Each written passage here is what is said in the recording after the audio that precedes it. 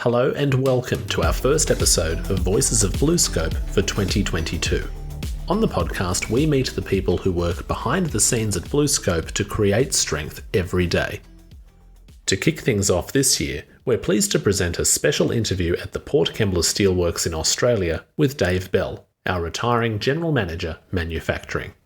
In this role, Dave has been responsible for the entire integrated steelmaking facility, and is now leaving BlueScope after an impressive 43 years with the company to enjoy retirement and time with family.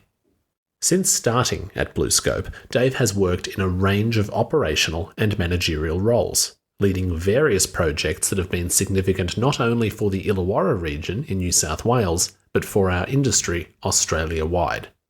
Michael Reay, our Head of Corporate Affairs, sat down with Dave to reflect on his career, the people he's met along the way, and how BlueScope has evolved and continues to adapt for the future. Let's cross to the interview now.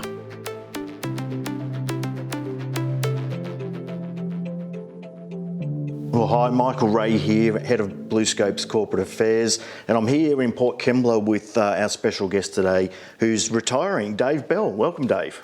Welcome, thank you. So this is my first day back, and this is your last day. Essentially, yeah. Yeah, so any tips for how do I get through the next 20 years? No, just work hard and look after your mum. Yeah? There you go, great advice there. Now, you've had a stellar career. You started way back over 40 years ago now in Whyalla.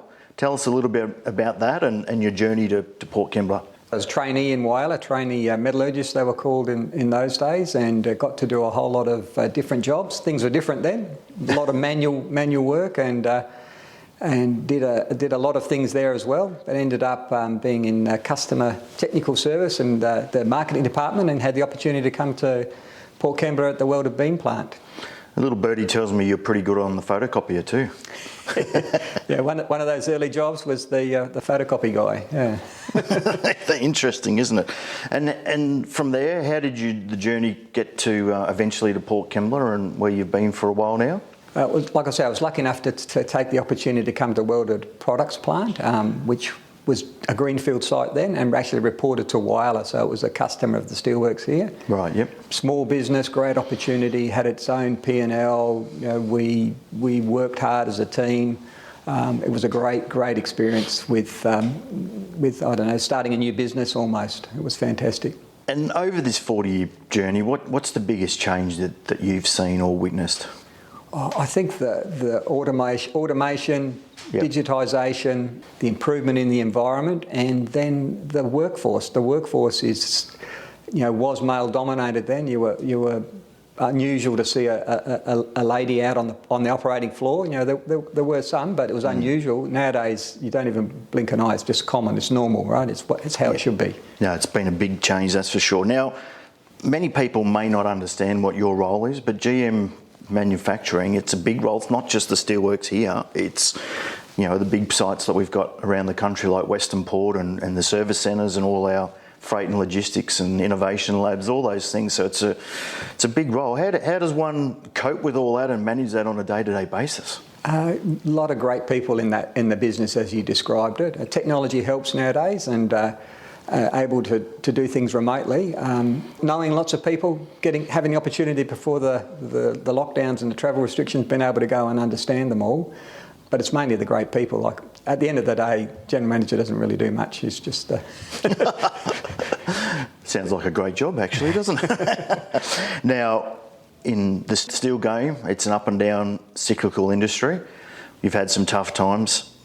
What have been the toughest times here? I would have to say the state exchanges were the toughest times here, yeah. and the team that did that, they were definitely adrenaline pumping moments for me personally, because like I said, I couldn't actually do anything other than sort of be there and encourage and the like. But the team that involved in that, I'll be forever grateful for, and the company will be.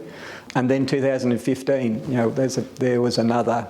Again, you look back in those times now and you go, gee, they were fun, and you know they weren't at the time, but they were fun to be involved in from the point of view of everybody same purpose, looking same objective, and on the same team rowing the same way. It was just great. And you were right in the thick of things back in 2011 as well, when we had to shut a blast furnace, and you were in charge of iron making and coke making back then, I think, wasn't it? Yeah, that's right. I was manager iron making then, and it's a funny thing about those big events. You sort of you put them back in the subconscious and forget about them. But there's another one. Another major event. 1,000 people left the business then, and being able to wander around and help everybody as an individual. I think one of the great things about all that is nobody was forcibly made redundant as a result of that. So it's just another thing I think the company can be proud of. We were able to look after everybody, and those that wanted to stay got jobs, and those that didn't were able to leave on good terms. Terms. A great achievement. But speaking of achievements, what is your proudest achievement over your career? Wow.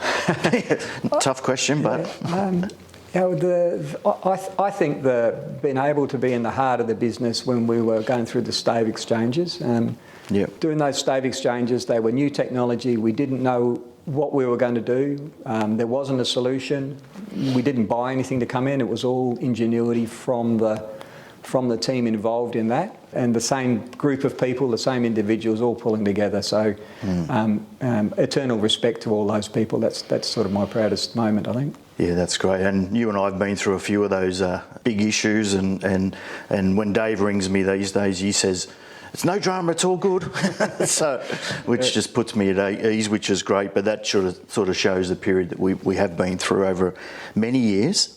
What's your view of the future of the industry, future of steel here at Port Kembla, and how do you think that's going to play out? I think it's actually a really exciting time. I almost wish I was sort of 20 years younger, because there's so many exciting things are going to be happening here. We're going to have the blast furnace reline, hopefully, with the board approval, still to come. But there's a great opportunity. There's a great team working on that, and we've got the opportunity to really make that the sort of the best lowest carbon producing blast furnace in the world. But then we've got our MOU with Rio Tinto for using Australian ores. Yep. We've got an MOU with Shell for hydrogen, and the hydrogen hub we're working on here. We want to be at the front of that. So there's so many things going on in the Illawarra and in our business, and we're in the middle of it all. It's going to be really exciting for the region. Rewind 40 years. What's a bit of career advice you'd give a younger Dave Bell? Wow. I think this sounds weird, but take more risks. Be a little bit braver. There's almost nothing you can do personally that was going to change world events or significantly change. Have a go and see where life takes you. Good advice. And we've spent a lot of time together in the last 6 to 12 months with community consultation for the 6th Blast Furnace Reline project. And look, the feedback from the community has just been overwhelmingly supportive of you and the project and your leadership. And I think they're all going to be sad to see you go. But that's a testament to you, Dave. I think you've done a great job, not only running the business, but you're in with all stakeholders. So well done on a great career, and you leave a really strong legacy in the community. So let's talk about your retirement plans. What's Dave going to do on come Monday morning next week? Monday morning next week, pack the car, go for a bit of a driving holiday around Victoria, which... The Mustang?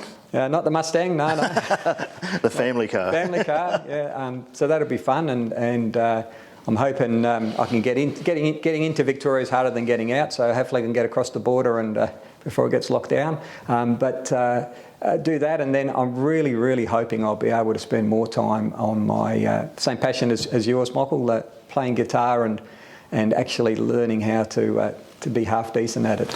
I wore my guitar cufflinks in honour of you and what you're going to be doing for the next 20 years.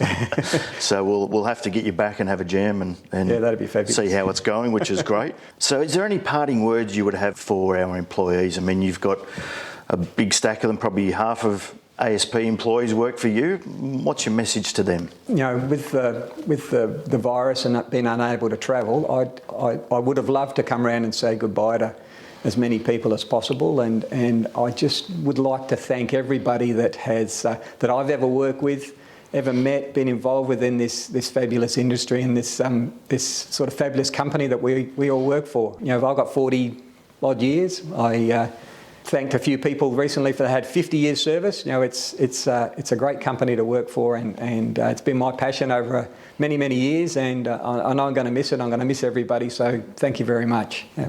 No, well done. And look, final message was, responsible steel. We went through the audit process last year, and we're not far. We're on the cusp of hopefully getting certification. Tell us what that means for the business. Responsible steel is it's a great initiative, and we'll be one of the early ones in the world, steel companies. But we'll be able to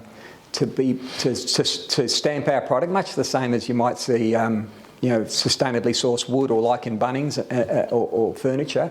It's not just about the carbon intensity, it's about our water stewardship, our involvement with the community, our involvement with our employees. It's just a great thing, and hopefully we'll be able to make an announcement soon that we've got it. It's been stretched out a bit with the coronavirus, but it's another really exciting time, and looking forward to seeing how we go. Yeah.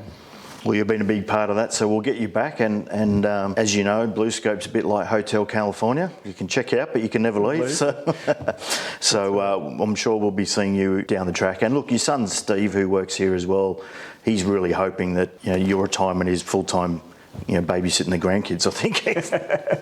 Probably. All right. Well, congratulations on a great career with BlueScope, and good luck for the future and what the next chapter looks like for Dave. Fantastic. Thank you. Thank you, everybody. We hope that you enjoyed listening to Dave, and we thank him for his years of service. There are many across the company who will miss him dearly. For this episode, make sure to visit the show notes to learn more about some of the topics and projects that were mentioned. Also, stay tuned for future stories about the Port Kembla Steelworks, its role in the Illawarra region, and its ongoing technological evolution. For other news and updates, go to bluescope.com, visit BlueScope on LinkedIn, or follow @BlueScope on Twitter. Thank you for listening to the Voices of BlueScope podcast. We hope to have you again soon.